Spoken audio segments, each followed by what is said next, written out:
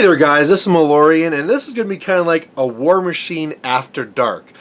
Basically, I couldn't fall asleep. I figured I'd come down here and check the old Facebook, and there was a question here on the Mr. Malorian page, and it was a really good one, and I can't sleep, so let's take this on. It comes here from Petra Mustafa, which, to start off with, that is, I love that name. If Petra, if you aren't like a crime boss or like a KGB agent or something really cool like that, you probably should be, because that has the name to fit. I mean, maybe that's a bias from a movie thing, but just saying.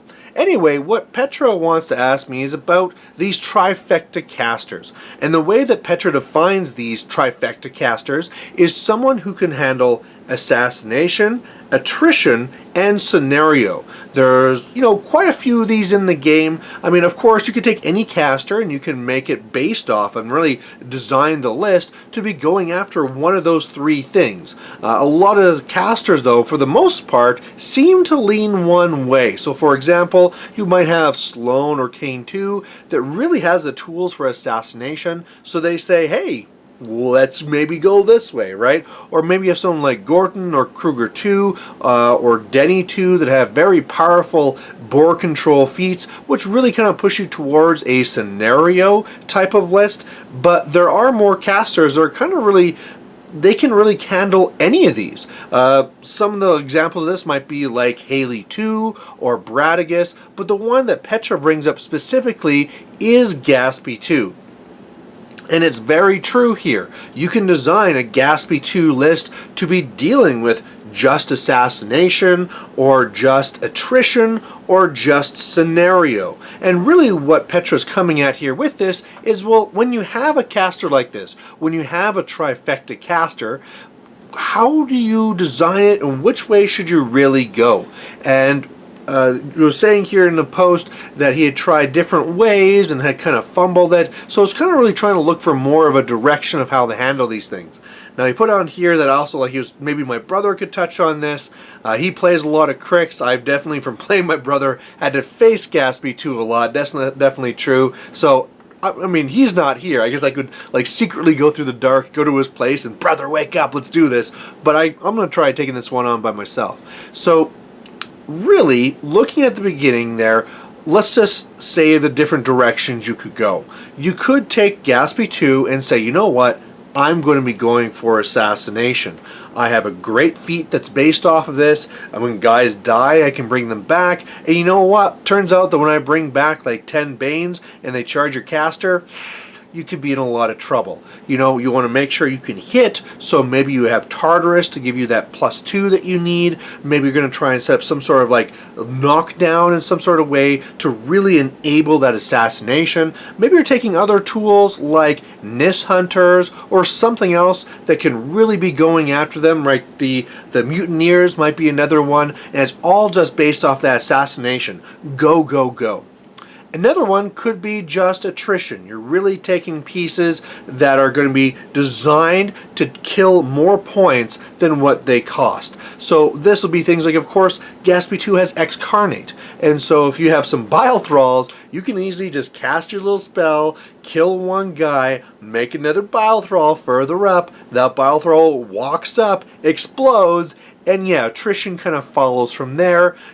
As you start losing some models, you pop your feet, you use your returned models to be killing more things to get you even further on attrition, and at the end of the day, you can kind of waltz to whether a scenario or a caster kill as you need. Now, the last way there would be this scenario, and you could really push hard for that scenario. A very good way to kind of show this with cricks is not maybe so much through Gaspy 2, although we'll be coming back to him. You could really starting with the force.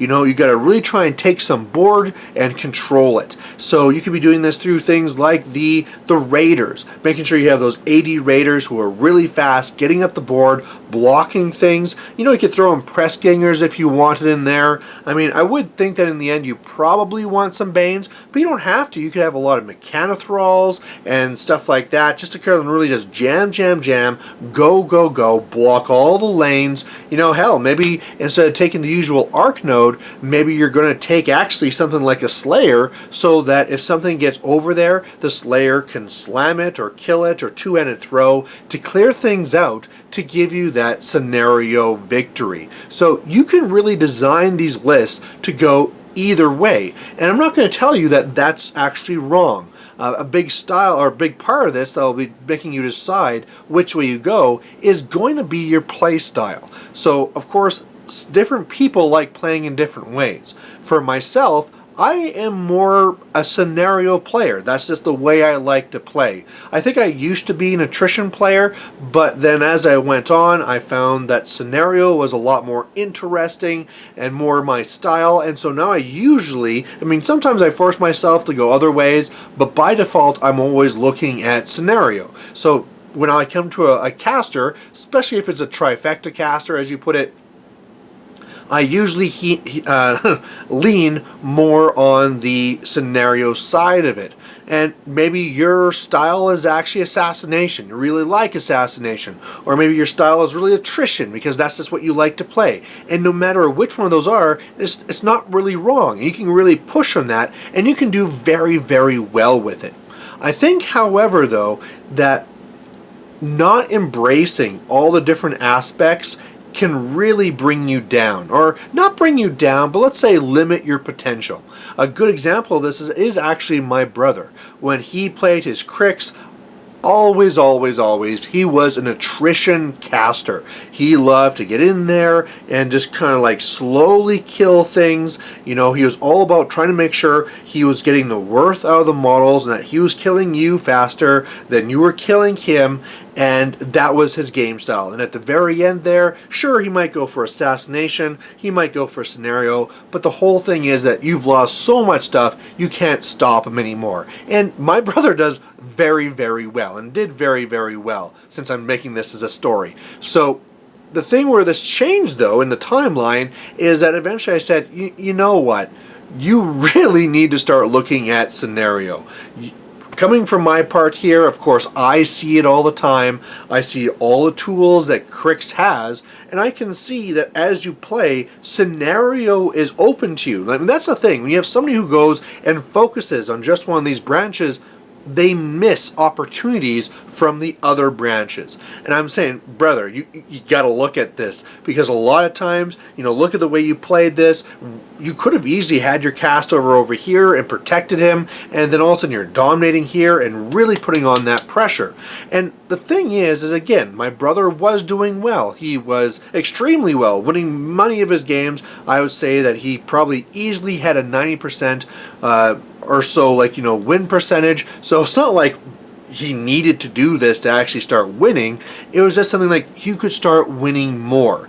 And even with those wins, it's just the risk involved, right? If you keep on going with that attrition, the longer you keep that game going, the more opportunities your opponent has to come back.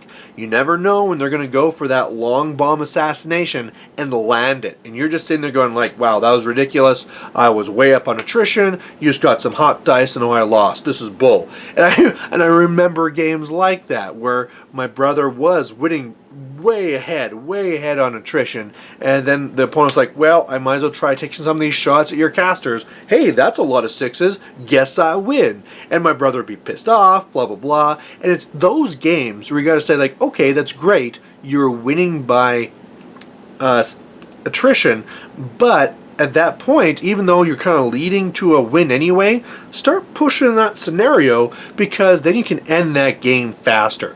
And again, too, you should be looking also at assassination. If you have an assassination that's open to you, and you have a good shot there, and it's not going to put a lot of risk on your caster, maybe just seal the deal. Get this game over.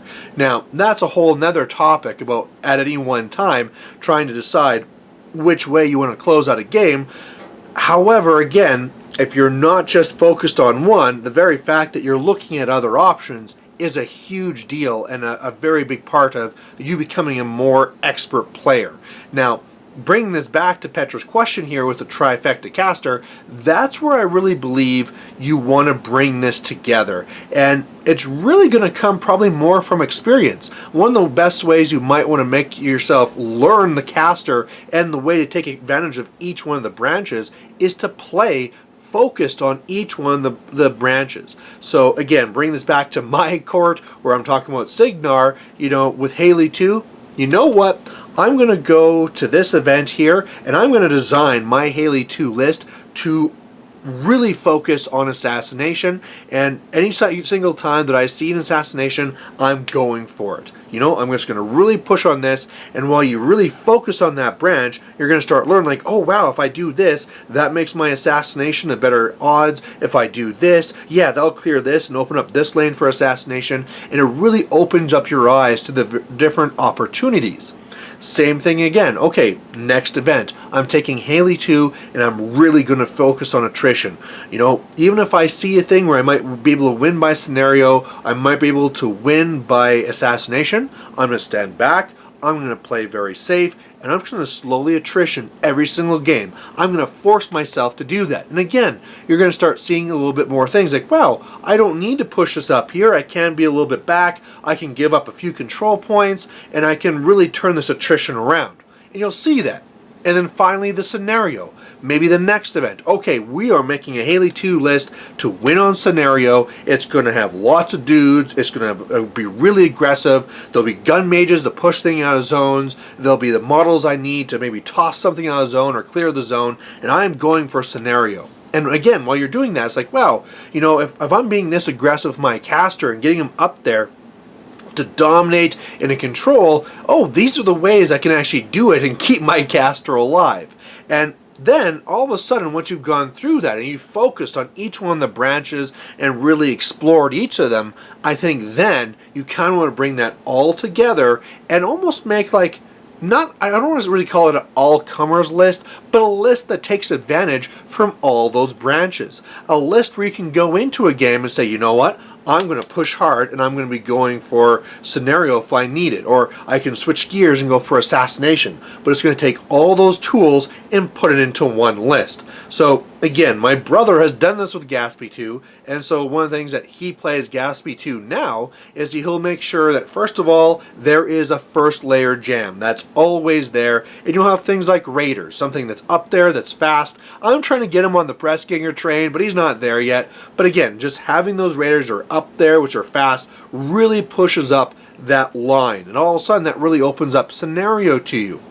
Now, past that, he has, of course, his Banes and all that there, so he can really go and be aggressive, and if the Banes die, he can go up for assassination. Go up there, pop feet, send them in, there's Tartarus, we're going for that assassination.